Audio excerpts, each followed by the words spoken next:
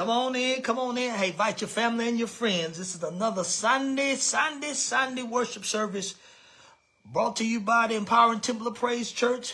Bishop E.C. Miles, senior pastor, still currently being constructed. Yes, I know I've said that many times, but it is. Sooner rather than later, we'll be saying, we invite you to our first service in our new sanctuary, effective on a specific date. So come on, invite your family and friends. There's a word from the Lord. Yes, I got to sing something, right? I need thee, oh, I need thee every hour. I need thee, oh, bless me now, my Savior. I come to thee. All right. Yes, I need you every day, every hour, every second, every minute. I need you. Turn with me to the 139th number of Psalm. Y'all should already be seeing it, right? As I posted it on the subject line there. Psalm, the 139th number of Psalm, verse 7 through verse 10. Here is what is recorded in the BIDV, break it down version, right? How can I get away from your spirit?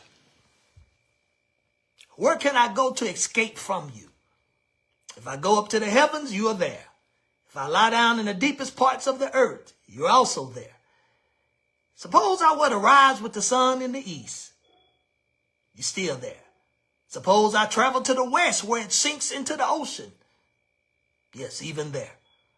Your hand would always be there to guide me. Your right hand would still be holding me close.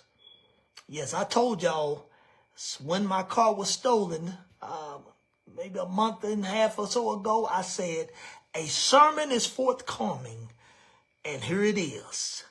Bent, broken, battered, and bruised, but still found.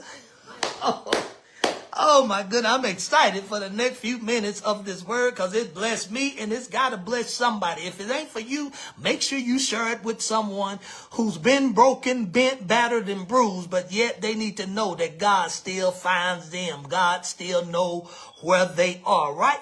I love this, right? Because I think it was June the 16th. I could have had the dates mixed up, but I think it was June the 16th, Thursday, right? I was at work. Those who know I work post office, right? Yeah, this still works. God told me to keep doing that, right? He gonna take care of me as he been doing. Oh my goodness, no salary. Don't take a dime from the church, no appreciation services. God already took care of that, right? He said, don't worry about none of that. You do as I say, I'm gonna bless you. And he's been doing it, right? So I'm gonna keep doing what he says. But here's the deal. I working at the post office, right? And I come outside after a long 8-9 hour day's work, thinking I'm going to get in my Chevy Corvette that I work for. And lo and behold, the thieves had taken it, right? And I wasn't as disappointed. I was just shocked, like, wow, I can't believe this, right? I wasn't mad and, cussing and all that now, right? Because everything that happens is God sent or God allowed, right? So God allowed that because he could have stopped it. So I'm not, but it just still shocked me, right? Because I checked my key in my pocket, it's still there. And yet they were able to steal my Corvette right out the parking lot of a government facility. Bold criminals out there, right? That's no big deal, right? I called the police like you normally do. Postal police came as well as the other police, right? They come and then this is what they said. Hey, you said your car got stolen. And I'm like, hey, there's a license plate and all that. They shaking their head now. Listen to what they told me. If we find it, it's not going to be the same. It's going to probably be burnt up, destroyed, lit on fire, windows broken, rims and tires gone. It just don't look for it. It's a very small % chance that your car is going to be found. This is Dallas. And Dallas, we've seen it every day. There's a car stolen every, I don't know how many seconds, right? It happens, right? So I'm thinking I'm getting some encouragement. Hey, we got an APB out on it. No, they ain't. It's like they said, we ain't even looking for it, right? Slim chance you're going to get it back. And it probably in the next few minutes, probably in a chop shop. They're going to probably change the VIN number, put a new VIN. They're going to probably paint it. They're going to probably put different rims and tires on it. You may drive down the street next week and see your car, but don't even recognize it. This is what the police were telling me, y'all. And that was basically what they said. Like, if what they said, they the police, it's final, it's over, right? Just go on about your business, live your life. But how many know it ain't over till God says it's over? You can't go by what even the police say sometimes, right? You can't even go by what the judge says sometimes. The judge may say you are sentenced to 1 month in jail because of this and that. But if God say no, then it's not going to happen. You got to go and believe what the word says and what God specifically tells you. I heard what the popo said, and I was like, okay, I got you, I understand. 1% chance, it's a 0.5, it's a 0.00001% chance that the car is going to be fine. I got you, police. Wasn't disturbed by it, right? Because everything that happens is God sent or God allowed. So, weeks later, as the insurance is beginning, I'm on the phone with the insurance guy. He's like, yeah, we got 1 more week, but I want to get everything together because once it's gone a month, we're going to go ahead and pay you for it. It's really gone. And I'm like, okay. I'm listening to him. While I'm talking to him, hold on, sir. Beep. It's another phone call. Detective say, how you doing, Mr. Miles? We found your car. Mr. Miles, we found your car. Wait a minute. I had just been told by people who dealt with me, right? Who messed with me, right? That 1% chance, 0% chance, ain't gonna happen. It's gonna be chopped up. It's gonna be VIN gone and rims gone and all this gone, right? And the insurance company on their side, on the police side, we ain't gonna find it. So we getting prepared to pay you because usually cars don't be found, right? And yet, 3 weeks later, I get a phone call that says, regardless of what the other folks said, regardless of what they said, regardless of what the popo said, we found your car parked in an apartment complex in West Dallas. Now, truth be told, once I saw it, it wasn't pristine like before. The window had been broken, right? Rims had been bent. The interior had been bruised, right? The paint had been battered. But you know what?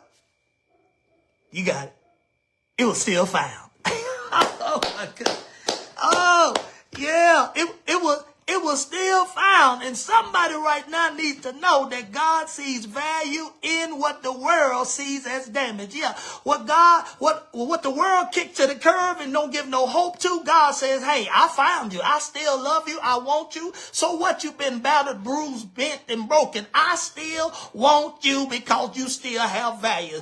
Regardless of what the world may see you as, God says you still have value, right?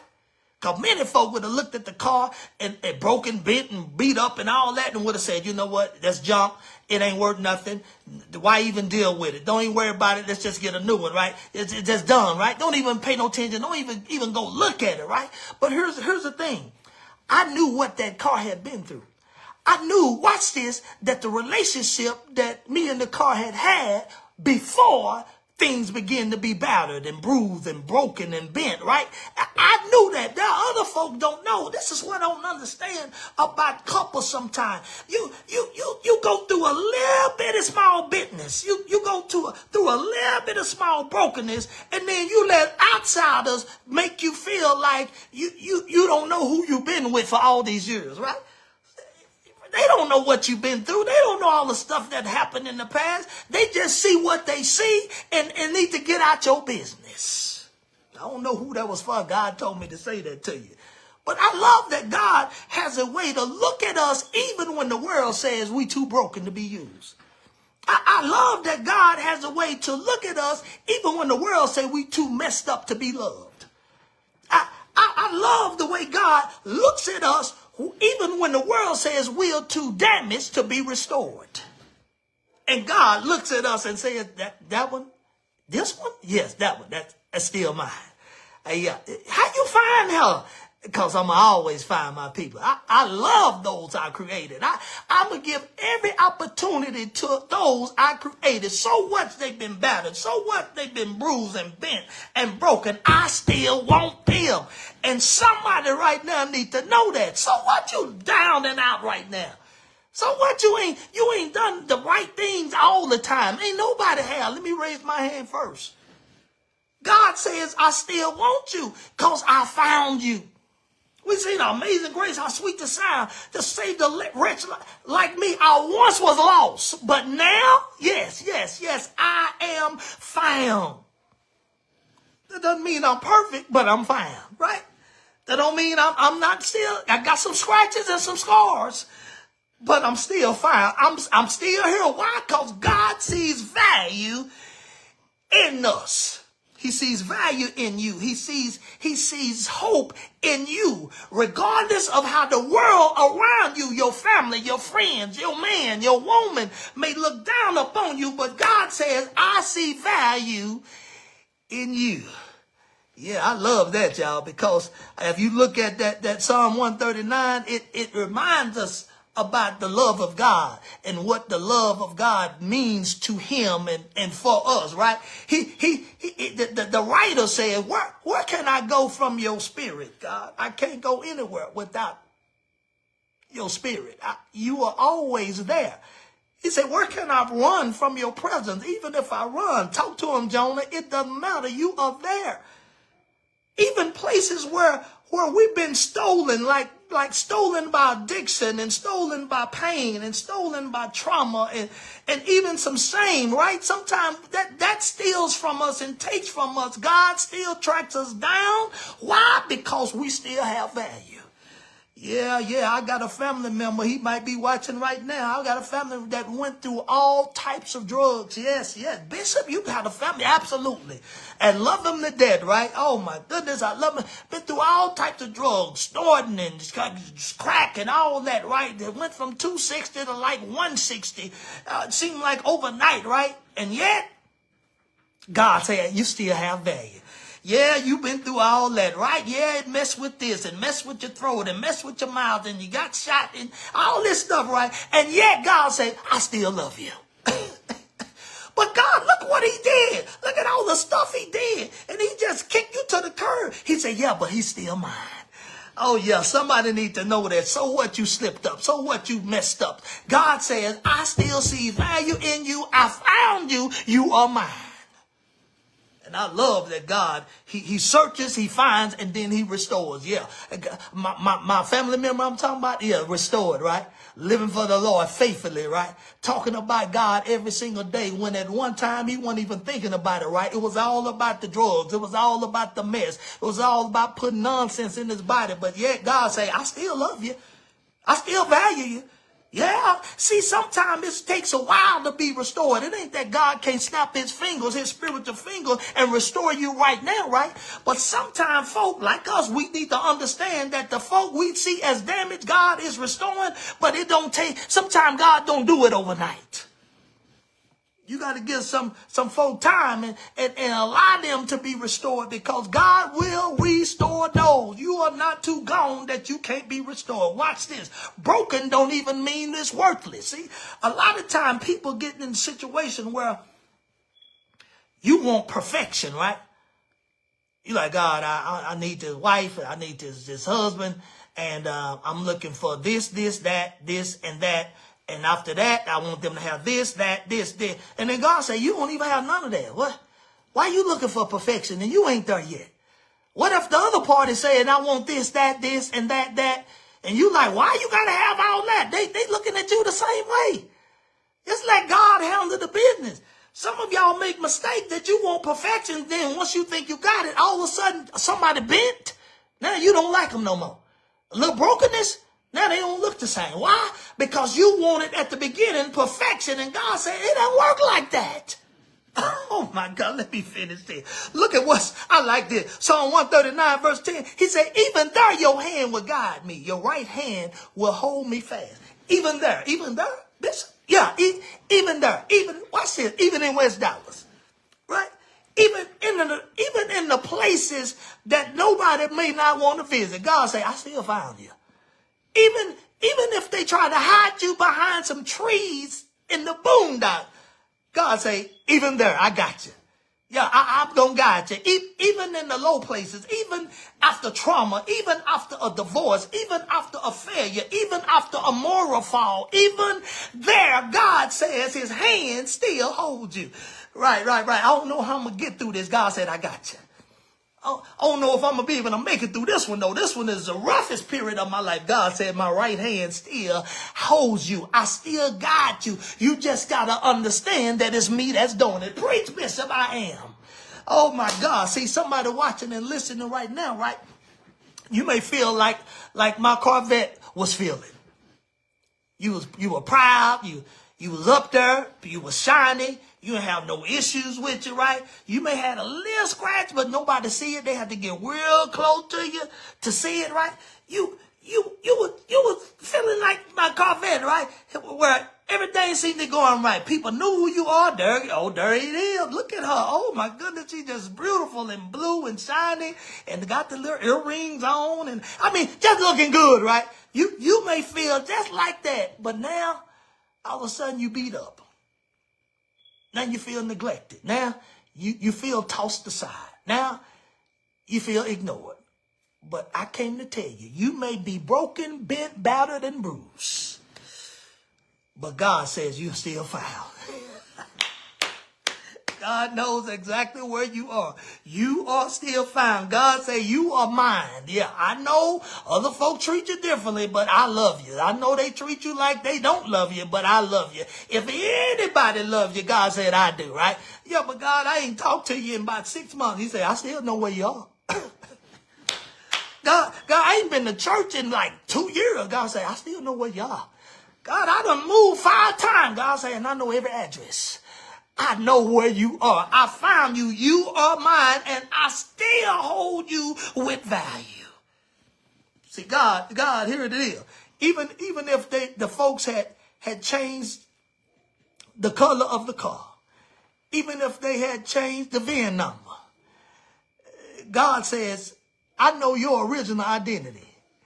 See, some of y'all like, ooh, I'm going to change my hair. I'm going to get this. I used to wear long hair. I'm going to go bald. I'm going to shave all my hair. All women, right? I'm going to shave all my hair out. And then I ain't going to wear no earrings. And I'm going to put some glasses on like I wear them. And then I'm going to put brown lipstick. And then I'm going to change my teeth, put green on this side and gold on this one. And God say, I know you. God say, I know who you are. How about now, God? He say, Sheila, hey. No, the world may not know who you are. The world may not see you, but God say, I know who's mine. Well, I love that about the God we serve. He said, I still know you and you still have value. I know who you are because you are my child. I have not changed my mind about you. Let me finish this. Recovery is not, or is the beginning of restoration, right? Here it is.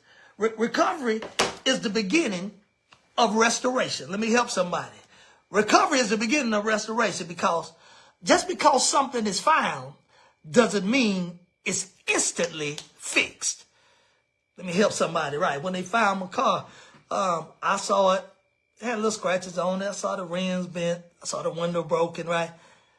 But it looked good to me. I'm like, hey, other than that, okay, little dent right there. Little bit, they must have been going fast and hit a ditch. But hey, I'm like, hey, I like it, right? That's how I love this. This is how I looked at that Corvette. Was how God feel. Well, okay, you got a little bent right there, a little bruise. You still want it? Yes. This right here? Yes. That's how God does us, y'all. I love that. You know they just got caught last night at Motel 6. Yeah, God. Yeah, I still want them. You know he was with 2 women, though. And neither one of them was his wife. God said, yeah, I got it. I still want them. You know she just slept with 5 people at the same time, God. That's low down. God said, I got it, but I still want her. That person just stole 3, 4 things out of Walmart and didn't get caught. God said, I see them, and I still want them. It doesn't matter, y'all. Y'all got to understand what we deem as, yeah, that person sorry, that person is. God says, I still want them because they have value. They are still my child. That Corvette didn't roll back perfect and then they snapped the finger and fixed it. No, it has to go through a process, right? They over there at that Friendly Chevrolet in Dallas, they like, yeah, we got to do this and got to do that. They are trying to get it back to right standing and how it used to be. And sometimes it's better than what it was before and sometimes it's not. But still, the question is, do you want it? Do you know what the answer was? Yes. And that's how God does. He's not asking us for perfection, y'all. He's asking you to step out of hiding and allow yourself to be found. Because God said, I'm right there. You just give me the permission and I got you, baby. Give me the permission. Allow me to do it because I can do it now. But I want you to tell me you want to be found. Preach, Bishop, I am.